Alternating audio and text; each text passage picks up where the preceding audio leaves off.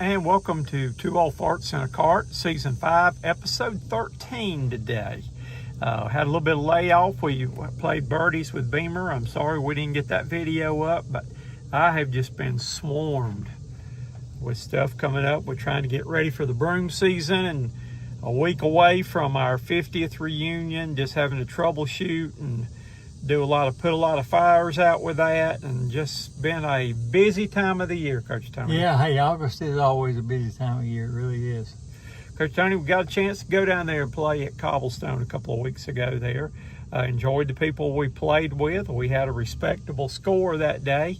Got some good interviews. About the middle of the pack. Yep, middle of the pack right there. And again, got some good interviews down there. What did you learn from our experience at Cobblestone?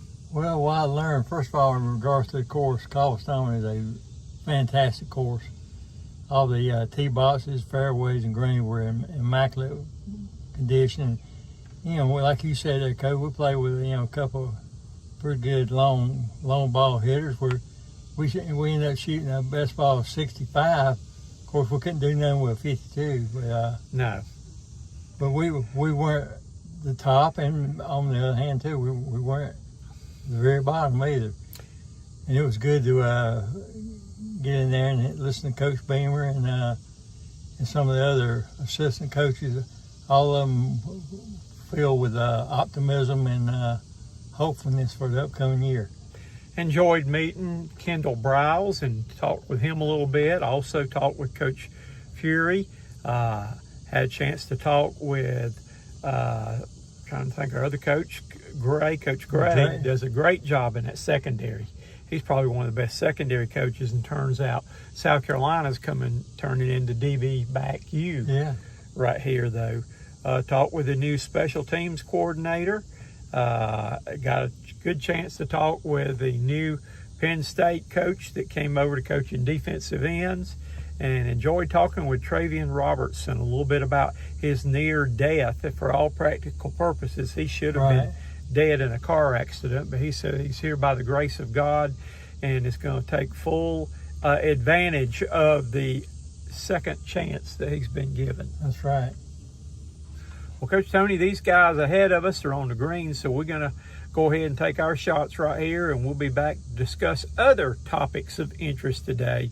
You're watching Two Old Farts in a Cart, sponsored by the Sugar and Spice. See you in a minute. Great day. And welcome back to Two Old Farts in a Cart as we drive on to the next tee box.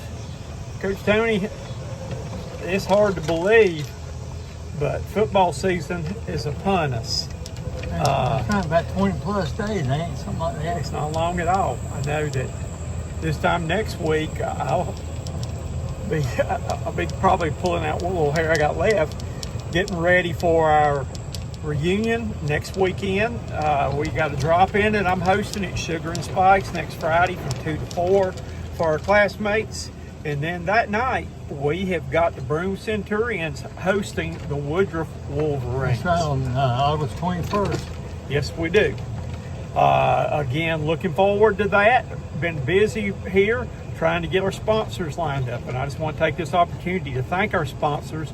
Hard to believe, but this is year 21 that we have been doing Broome High School football. 21 and having fun. And a couple of these sponsors have been with us the whole time. The Broome Athletic Booster Club got heard last night from Richie Varner, their president, where they have committed. They're going to sponsor again. Shane Kleeper has been a sponsor for 21 years. One of your former players, Austin Birch, back with us again with Spartanburg Pediatric Dentistry, will be helping us again. My brother-in-law, John Poole, with the D2 Power Sports, is going to be recreational vehicle in us again this year. Right. And again, those are our people. I'm trying to, and then our anchor sponsor is the Sugar and Spice, where we hold our events, our Broome Coaches Show, our USC Upstate Coaches Show, that we have players and coaches come for our weekly shows there, though during football and basketball season. But a special thank you to all these people, because we absolutely could not do this without them. We still need a couple of more sponsors. that we lost 3 sponsors from last year, and it's just hard to find people. Everybody wants to watch the games, but nobody wants to help us out to financially be able to do the games. Right. And I wish there'd be a few more people out there that would respond to us. Well, we still got time, Coach. We got a couple more weeks. Still beating the bush, trying to find it, though. But That's it's just, people will watch it for free, and they will complain when it's buffering or something like that. But it ain't costing them anything. If they were paid sponsors, I'd be upset. Yeah. But when you get something for free and it still ain't good enough, Shoot, Coach, people just being people. People being people. Yeah. All righty. Well, we're going to move on to the next hole. We got a par 5 with a dog leg right up here. Let's see what we can do. We'll be back to talk to you again shortly. Let's hit them.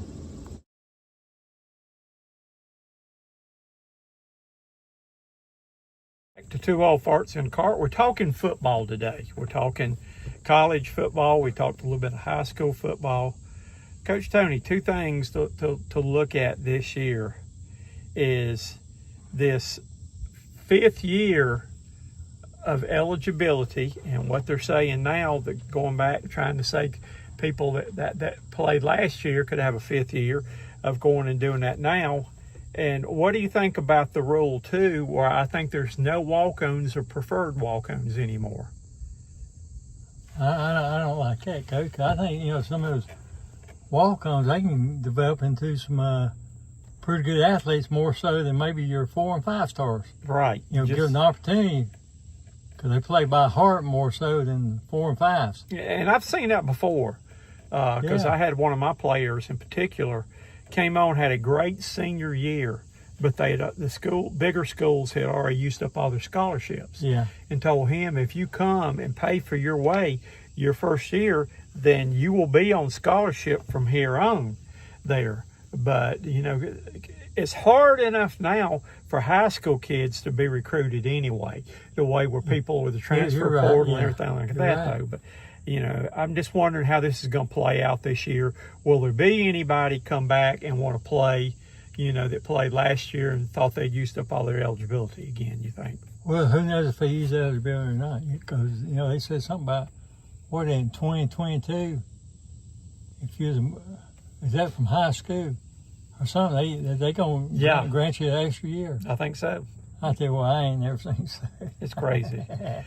Speaking of crazy. You be 30 years old and out there playing college football. Well, we're going to address this one when we come back.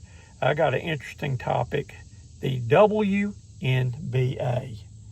and what's going on with that. So you gather your thoughts on that. We'll be back in just a minute after we finish this hole to talk a little bit about what's going on in the world of the WNBA. Be back in a minute.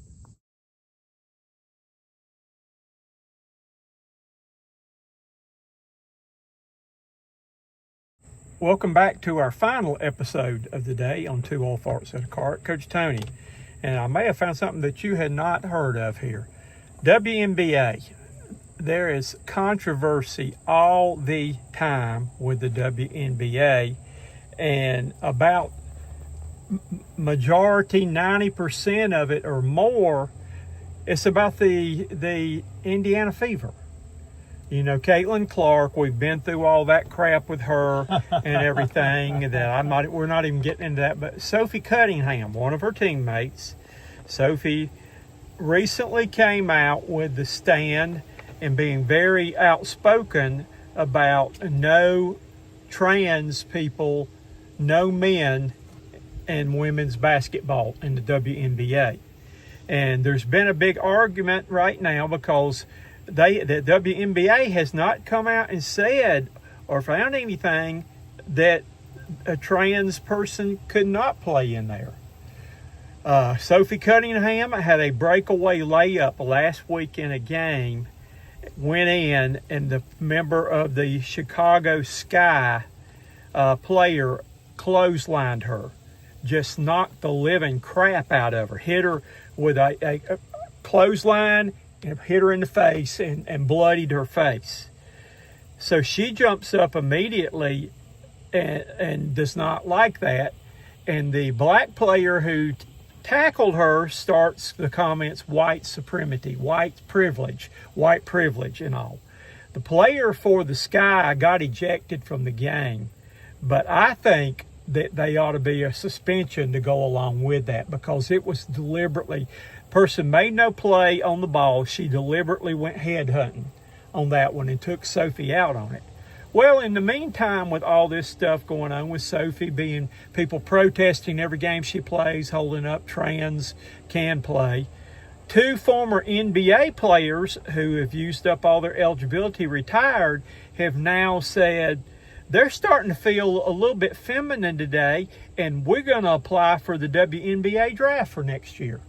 So you've got former NBA players that say, well, hey, if they can do, I can say I'm a trans, and I'll come back and play some more basketball and dominate the WNBA. What is your thought on all of this crap? Well, I don't understand about the trans. I was thinking President Trump was going to make it a situation like in, middle school, junior high, high school, college, that trans could not play some states, women's sports. Even though it's law, some states don't enforce it. And the WNBA commissioner has not come out yet and said, it's W for a reason, women's basketball. Right, that's right. She needs to come out and stand up. But, this is the thing that really kind of PO'd me, was that Sophie Cunningham's coach with the Indiana Fever came out and said that it was just a hard foul, that the other player did not do anything wrong, and took up from the other player when it was blatantly she was trying to knock her head off. Women's basketball. Hey, I don't understand. And I'm glad I don't understand, because it's almost like a double standard. It is a double standard, but when your own coach is supporting the player that was ejected from the game for taking a cheap shot at you and saying that was okay, that she didn't see anything wrong, that is basic BS from that coach. I would not have any respect at all. Well, I don't have respect at all for that coach right there, though. But if I were the players on that team and she would not even stand up and defend her own player that was the victim of a cheap shot, right, that's about as low as you can get as a coach. I tell you, to me, it seemed like they need to start another league. One for the transgender league and then one for the women's league. I say we just start a co-ed basketball league.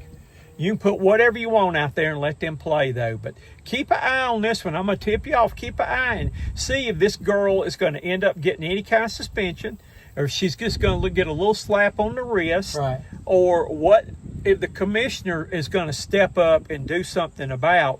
We are the WNBA, no men, no trans allowed, women, birth women only in our league.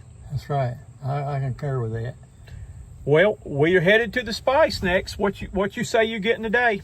Coach, I think I might get a roast beef sandwich with a side or a tater salad. I tell you what, they got some. You just changed from ham and cheese. I didn't change. I told you that a while ago. I may change. Well, I think I may change again before we get there. I'm leaning for a roast beef sandwich too. Maybe I might even go with potato salad. I'm a senior citizen. Hey, I'm entitled to a senior moment. Well, we will see you next week. Next week will be my birthday eve. And man, next week will be a hellacious week for me with all the things we've got going on. Please send your prayers with the reunion, with my birthday, with Broom football. It's going to be a busy one next week. That's right. But in August, this weekend there, Coach, half of August is just about going to be gone. That's crazy. Yeah. That is so hard to believe. So, again, find a place to stay cool, and we'll be back next week with episode 14 of Two Old Farts in a Cart, brought to you by the Sugar and Spice. He's Coach Toney. I'm Coach Cox. Have a good week, everybody. Good afternoon.